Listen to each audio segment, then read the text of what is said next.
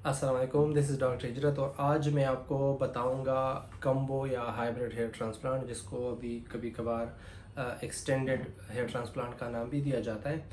जैसे कि पहले वीडियो में मैंने सारा आपको एफ यू ई और एफ यू टी का अलग अलग एक्सप्लेन किया था। अभी मैं कम्बो का आपको एक्सप्लेन करूंगा कि कम्बो हम किन पेशेंट के लिए सजेस्ट करते हैं, किसको एडवाइस करते हैं और किस में हम करते हैं, और ये बेसिकली होता कैसे हैं और इसके पेशेंट पे या उसके रिजल्ट पे क्या इम्प्लीकेशंस होंगे। तो सबसे पहले तो जिस तरह पहले भी मैंने बताया था कि सबसे पहले बात शुरू हुई थी पंच ग्राफ्टिंग की 1950-51 में, फिर 1980 में एफ यू टी की, फिर 2000 में एफ यू ई की। तो अभी ये जो कम्बो हेयर ट्रांसप्लांट है ये यूजुअली राउंड अबाउट 2010-11 से आया हुआ है। ये किस्म का एक लेटेस्ट टेक्निक तो इस तरह नहीं कह सकते क्योंकि टेक्निक दोनों को इन्होंने कंबाइन किया होता है, लेकिन एक अप्रोच लेटेस्ट अप्रोच कह सकते हैं। तो बेसिकली ये टाइप 5 टाइप 6 और 6 या 7 जो बार्डनेस होती है उसमें हम ये करते हैं।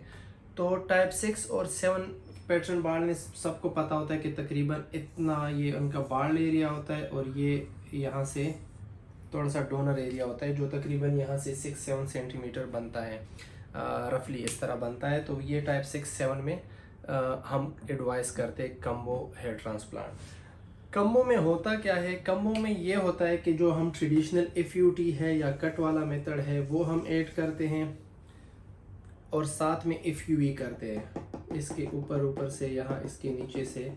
तो इसमें हमें ज़्यादा ग्राफ्ट मिलते हैं। तो ज़्यादा ग्राफ्ट हमें तब चाहिए होते जब टाइप 6 या 7 पैटर्न बाल्डनेस जो भी पेशेंट हमारे पास आता है तो उसमें हम ये करते हैं। तो बेसिकली सादा अल्फाजों में कम्बो हम तब करते हैं जब डिमांड ज़्यादा हो और सप्लाई कम हो। डिमांड ज़्यादा और सप्लाई कम से मकसद ये है कि जो ये डोनर एरिया, ये तकरीबन अगर फुल डोनर एरिया इतना हो, ये तकरीबन अगर आप देखें तो ये यहाँ से यहाँ तक ये जितना डोनर ये खाली जगह है, तो उसमें कहते हैं कि तकरीबन राउंड अबाउट इसमें फुल कवरेज के लिए, अच्छे डेंस कवरेज के लिए चाहिए आपको तकरीबन 6000 से 6800 या 7000 तक ग्राफ्ट। ठीक है, तो अब ये ग्राफ्ट जो है ये ना आप सिर्फ एफ यू ई से लेके आ सकते हैं, ना सिर्फ एफ यू टी से लेके आ सकते हैं, ये कम्बो से भी इतने ग्राफ्ट नहीं आते हैं। ठीक है, लेकिन अब अगर किसी का ये तो हो गई डिमांड।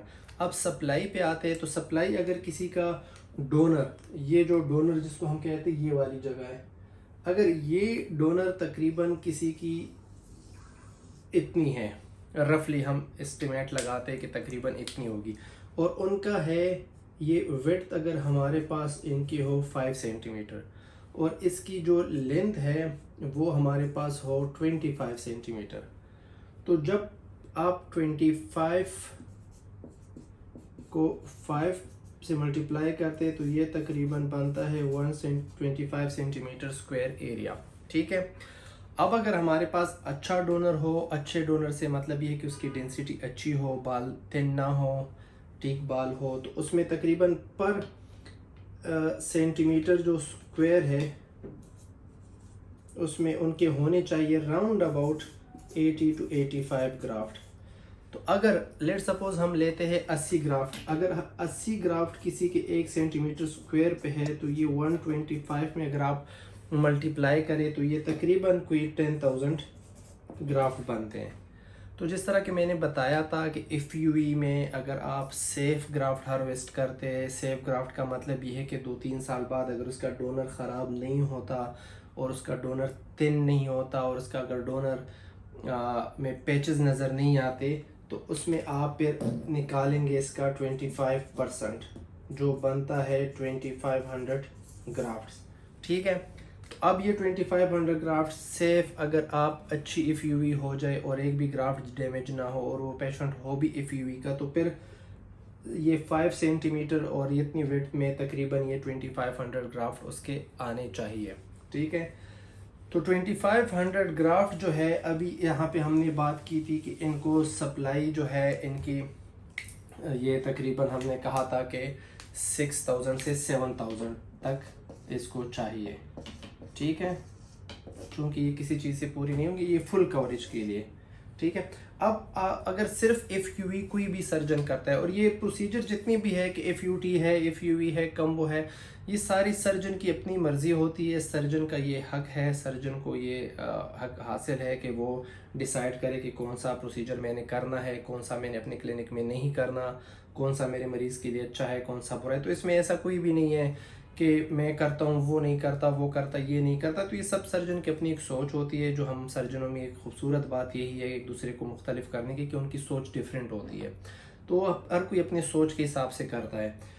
तो ये अभी मैं आपको बता रहा हूँ कि ये 2500 जो ग्राफ्ट है, ये आपको तकरीबन आपका जो ये फ्रंट हेयर लाइन है ये यहाँ तक, तो ये यहाँ तक के लिए काफ़ी है डेंसर लुक के लिए। तो ये तकरीबन यहाँ के हिसाब से हो गया कोई 30% एरिया, ठीक है, ये डेंसर लुक के लिए, ठीक है। अब डेंसर लुक को कैसे और उसमें पर सेंटीमीटर ग्राफ्ट कितनी होती है कभी फिर डिस्कस करूँगा। अभी सिर्फ हम कम्बो पे रहते हैं।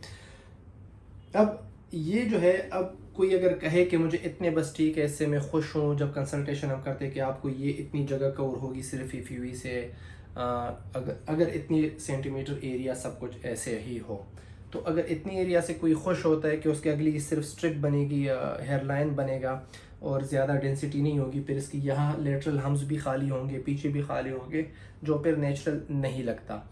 तो अगर कोई इस पे एग्री होता है तो हमें कोई इशू नहीं होता, हम एफयूवी पे रहते हैं। लेकिन अगर कोई कहे कि नहीं, मुझे कम अज़ कम फुल, पहले तो सबकी ख्वाहिश फुल होती है, लेकिन फिर जब हम डिस्कशन करते तो तकरीबन कह देते कि यहाँ तक तो कम अज़ कम होना, या इस तरह करे कि ये फ्रंट थोड़ा यहाँ तक करे, फिर क्राउन करे। तो ये फिर वो अंडरस्टैंडिंग और सारी कंसल्टेशन की बातें होती, फिर उसमें हम करते। फिर इस टाइम हम पेशेंट को कहते हैं कि अब आपने कम्बो पे जाना होगा। अब कम्बो पे क्यों जाना होगा? क्योंकि 2500 ग्राफ्ट इससे सेफ हार्वेस्ट है, वो तो यहाँ के लिए है। अब यहाँ के लिए कम से कम हमें और चाहिए तकरीबन 1300-1400 ग्राफ्ट, मतलब तकरीबन हमें टोटल चाहिए 42-4500 ग्राफ्ट, ठीक है, ताकि इसकी तकरीबन ये 30% जो है ये हम कम से कम 70% पे लेके जा सके, ठीक है। 100% फिर भी कवर नहीं होता। 70% पे लेके जाने के लिए फिर हम इसमें ये करते हैं कि जो ये बीच वाली जो जगह है, इससे हम स्ट्रिप ले लेते हैं यहाँ से, ये डोनर से, ठीक है, ये सारी हम स्ट्रिप ले लेते हैं। तो इतनी जो सेंटीमीटर की स्ट्रिप है उसमें तकरीबन आते हैं हमारे पास 2700 से 3100 तक ग्राफ्ट, ठीक है। ये इतनी विड्थ और इतनी लेंथ की स्ट्रिप से, ये जो इसमें हम अपनी 1.51 सेंटीमीटर स्ट्रिप लेते हैं, डिपेंड करता है कि स्केल प्लेक्सिटी क्या है, वो सारी असेसमेंट होता है। लेकिन एक नॉर्मल एवरेज जो हम स्ट्रिप लेते हैं, जो मैं लेता हूँ, उसमें तकरीबन 2700 से 3100 तक ग्राफ्ट आते हैं एक नॉर्मल अनडैमेज डोनर में। ये हो गए इसके इतने।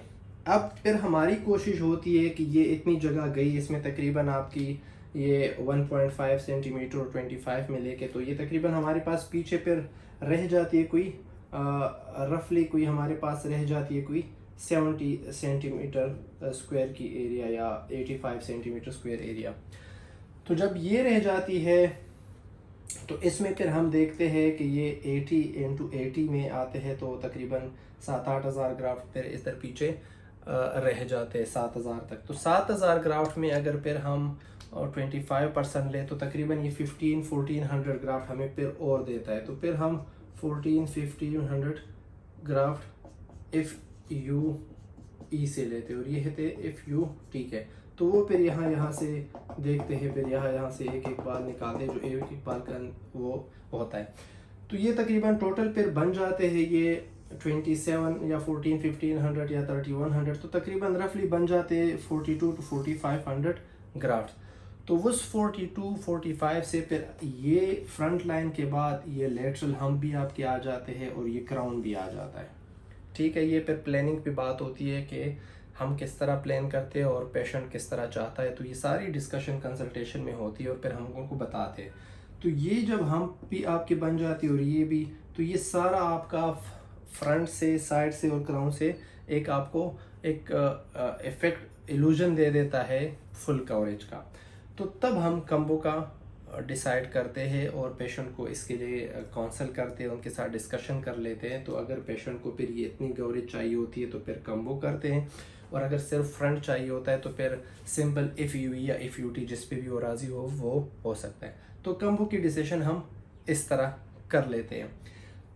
कम्बो में सिर्फ वही FUT की, जिस तरह लोग डरते हैं FUT से किस में कट लगता है वो होता है, तो उसमें सिर्फ प्रॉब्लम ये लीनियर स्कार की होती है। FUE में भी अगर कोई 1 या 1 से ज़्यादा साइज 1 mm या इससे ज़्यादा कोई पंच अगर यूज़ करता है तो उसमें बड़े बड़े इस तरह स्कार आते हैं इधर। ठीक है, मैं यूज़ करता हूँ 0.75 to 0.8 mm पंच, तो वो इसमें उसके स्कार भी विजिबल नहीं होते। तो ये सारी चीज़ें होती है कम्बो में कि कम्बो किस तरह होती है, उसमें कैसे हम पेशेंट सेलेक्ट करते हैं और उसको पेशेंट का क्या फ़ायदा होता है।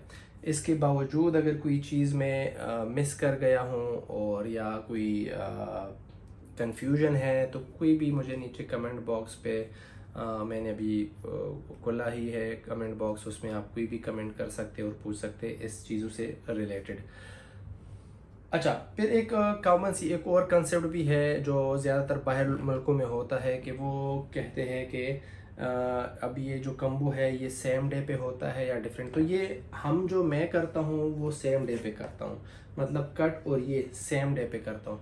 कुछ कंट्रीज़ में ये होता है कि एक दिन वो कट लगा देते, वो स्ट्रिप लेते, फिर 1-2 हफ्ते बाद जब वो स्टिच के लिए बुलाते तब FUE करते। तो उनका अपना एक कंसेप्ट है जो अपनी जगह पे बिल्कुल सेट है, फिट है, और हमारे अपनी एक लिमिटेशन है किसी चीज़ों की जो हम एक दिन पे करते हैं। और वो भी कम्बो में ही काउंट होता है कि अगर कोई किसी ने 10-12 साल पहले एक FUT लीनियर स्कार वाली सर्जरी की हो और अभी वो कट FUE पे आना चाहे, या किसी ने 4-5 साल पहले FUE की हो लेकिन उसके इतने अच्छे रिजल्ट नहीं हो, FUT चाहता है, तो फिर ये एक थोड़ा सा गैप के साथ कम्बो कहा जाता है जिसमें गैप होता है, और एक है फ़ौरन एक उसी दिन सेम डे पे होता है। तो दोनों कम्बो होते हैं, एक थोड़ा सा सालों बाद गैप होता है, कुछ हफ्तों बाद गैप होता है और कुछ सेम डे पे होता है, लेकिन होता वो कम्बो ही प्रोसीजर है। और वो सब इसलिए होता है कि ज़्यादा से ज़्यादा पेशेंट को कवरेज, मैक्सिमम कवरेज मिले और अच्छी ज़्यादा डेंसिटी मिले।